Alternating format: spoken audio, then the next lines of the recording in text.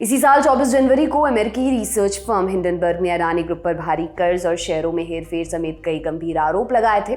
इस रिपोर्ट के बाद निवेशक सख्ती में आ गए। अगले कारोबारी दिन से अडानी समूह की कंपनियों के शेयरों में गिरावट शुरू हो गई। फिर 2 महीने तक अडानी समूह के शेयरों में ये गिरावट लगातार देखने को मिली। हालांकि बीते कुछ दिनों में अडानी समूह की कंपनी के शेयरों में रिकवरी दिखी है, लेकिन अब भी हालात काबू में नहीं है। इसका अंदाजा आप इस बात से लगा सकते हैं कि हफ्ते भर में अडानी समूह की कंपनियों की मार्केट वैल्यू औंधे मुंह गिरी है। लेकिन समूह के लिए आज राहत भरी खबर आई है। आज के खर्चा पानी में हम इसी खबर पर विस्तार से बात करने वाले हैं। जानेंगे कि सुप्रीम कोर्ट द्वारा बनाई गई एक्सपर्ट कमेटी ने अडानी हिंडनबर्ग मामले पर क्या कहा है, एक्सपर्ट कमेटी की रिपोर्ट की खास बातें क्या क्या हैं और इन सब का अडानी समूह के शेयरों पर क्या असर पड़ा है। इसके अलावा एक्सपर्ट से समझेंगे कि सुप्रीम कोर्ट की इस कमेटी की रिपोर्ट अडानी समूह के लिए कितना मायने रखती है। पर शो शुरू करने से पहले एक जरूरी सूचना। देखिए 20 मई रात 8 बजे लल्लन टॉप की special investigative report the real Kerala story, जहां हम दिखाएंगे केरला के लोगों के IAS में भर्ती होने की असली कहानी।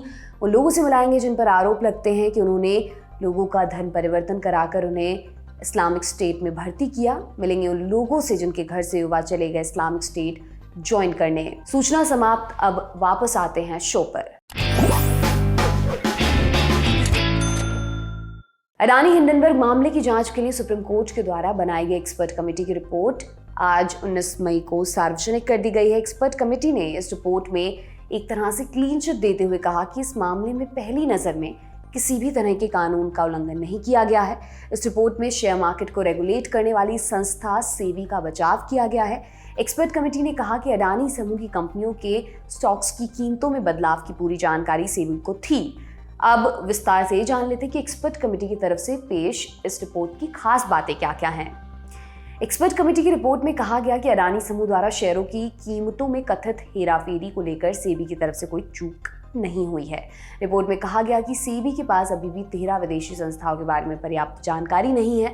सेबी इन 13 संस्थाओं के लेन देन की जांच कर रही है। फिलहाल सेबी इन सभी के लेन देन से जुड़े आंकड़े जुटा रही है। कमेटी ने अपनी रिपोर्ट में ये भी कहा कि 24 जनवरी को जब अमेरिकी शॉर्ट सेलर हिंडनबर्ग ने अपनी रिपोर्ट पेश की थी, उसके बाद अडानी समूह की कंपनियों में भारी उतार चढ़ाव देखने को जरूर मिला था, लेकिन भारतीय शेयर बाजार में बहुत ज्यादा उतार चढ़ाव नहीं आया है। कमेटी की रिपोर्ट के अनुसार अडानी समूह की कंपनियों में गैर कानूनी तरीके से किए गए निवेश के सबूत भी नहीं मिले हैं। कमेटी ने कहा है कि अडानी समूह ने लाभ पाने वाले मालिकों के नाम उजागर किए और सेबी ने भी अडानी समूह की ओर से दी गई जानकारी को गलत नहीं बताया है।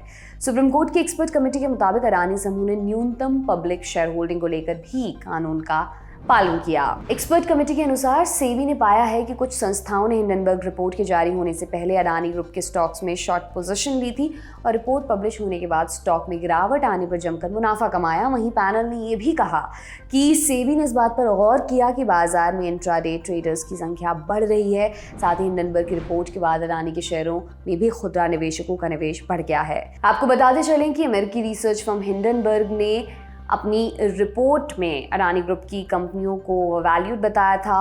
अकाउंट्स में हेरफेर का भी आरोप लगाया था। हालांकि हिंडनबर्ग के आरोपों को अडानी ग्रुप ने खारिज कर दिया था, लेकिन इस मुद्दे को लेकर संसद में विपक्षी पार्टियों की तरफ से काफ़ी बवाल मचाया गया था और मामला सुप्रीम कोर्ट पहुंचा तो सर्वोच्च अदालत ने इस मामले की जांच के लिए एक एक्सपर्ट कमेटी गठित की थी। अब इस कमेटी की रिपोर्ट सामने आ चुकी है।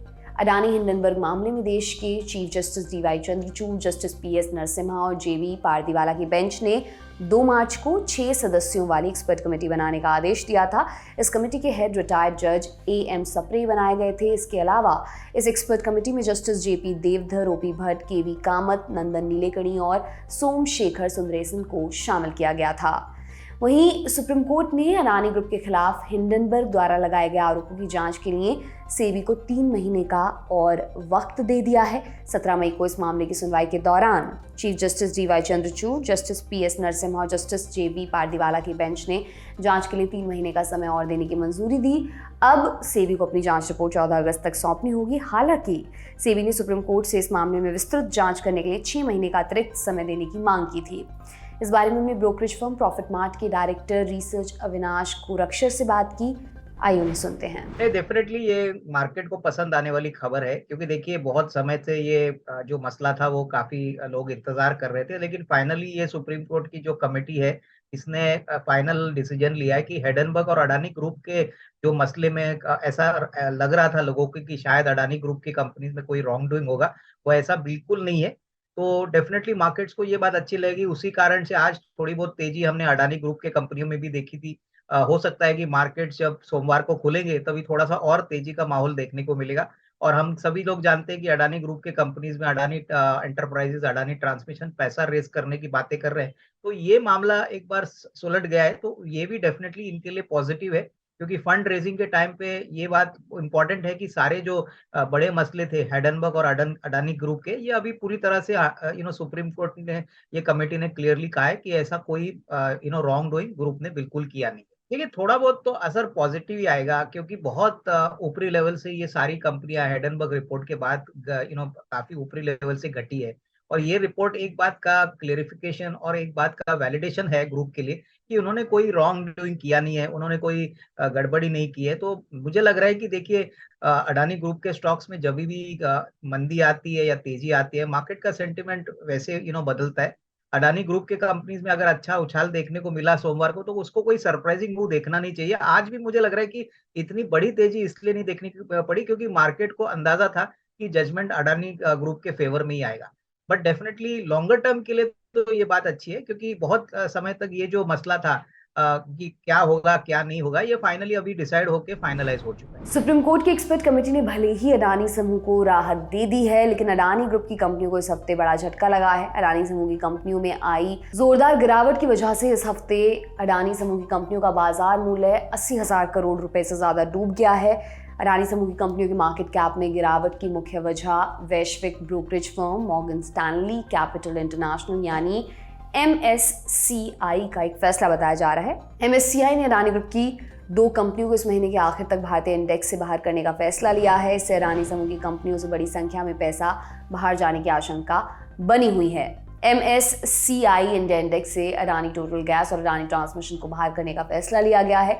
इस फैसले के बाद 2 कंपनियों के लिए हफ्ता फरवरी के आखिर के बाद से सबसे बुरा साबित हुआ है। हालांकि सुप्रीम कोर्ट द्वारा गठित की गई एक्सपर्ट कमेटी की तरफ से गुड न्यूज मिलने से अडानी समूह की कंपनी के शेयरों में तेजी लौट आई। अडानी एंटरप्राइजेस के शेयरों में दोपहर 2:30 बजे करीब 4% का उछाल देखने को मिल रहा था, जबकि अडानी ग्रीन, अडानी पावर और अडानी ट्रांसमिशन के शेयरों में अपर सर्किट लग गया। इसी तरह से अडानी पोस्ट के शेयर करीब 3% और एनडीटीवी के शेयर 4% से ज्यादा की तेजी के साथ कारोबार कर रहे थे। अंबुजा सीमेंट के शेयरों में भी तेजी देखी जा रही थी। ACC के शेयर्स में भी 1.43% की तेजी दिखी। इस बारे में भी हमने एक्सपर्ट से बात की, सुने उन्हें। देखिए पहली बात तो अडानी ग्रुप की कंपनीज की बात करें तो काफी जो इनकी ग्रुप कंपनीज है वो MSCI के इंडेक्स से निकाली दी गई है। तो इंडेक्स में जो वो पहले इंक्लूडेड थी, अभी उनको वहां से एक्सक्लूड किया है, तो उसका असर हुआ है। प्लस मेरे ख्याल से मार्केट्स में ऊपरी लेवल के जो रिटेल या इंस्टीट्यूशनल शेयर होल्डर्स थे, वहां पे थोड़ी बहुत बिकवाली भी देखने को मिली है। लेकिन मुझे लग रहा है कि देखिए ये मार्केट का ट्रेंड है, जितना पैसा जितना ग्रुप ने मार्केट कैप में गवा है वो आने वाले समय में रिकवरी भी हो सकता है। तो क्लियरली ये इसके ऊपर ग्रुप का भी कोई कंट्रोल नहीं है और ना ही कोई पर्पसली ये करता है। जब सेल आउट होता है, जब कोई बिकवाली आती है, तभी नॉर्मली मुझे लग रहा है कि एक सीमा तक हो जाती है, उसके बाद मार्केट सेटल होते हैं। तो उस पॉइंट ऑफ व्यू से मुझे नहीं लग रहा है कि इसका मार्केट फॉल से कोई बड़ा लेना देना या बड़ा नुकसान ग्रुप को होगा। आई थिंक अगर ग्रुप काम अच्छा करेगी, कैश फ्लो जनरेट करेगी, प्रॉफिट के ट्रैक रिकॉर्ड वापस डेटा में दिखाएगी, तो मेरे ख्याल से वापस एटलीस्ट कम से कम मीडियम टू लॉन्ग टर्म में ये वापस जो भी करेक्शन हुआ है शेयर के प्राइसेस में और मार्केट कैप गया है, वो वापस उसकी भरपाई भी हो सकती है। अडानी ग्रुप के कंपनीज में सबसे बड़ी जो एसेट है, ये बेसिकली ये सब हार्ड एसेट्स मैनेज करते हैं जहाँ पे कैश फ्लो जनरेशन बहुत मजबूत है।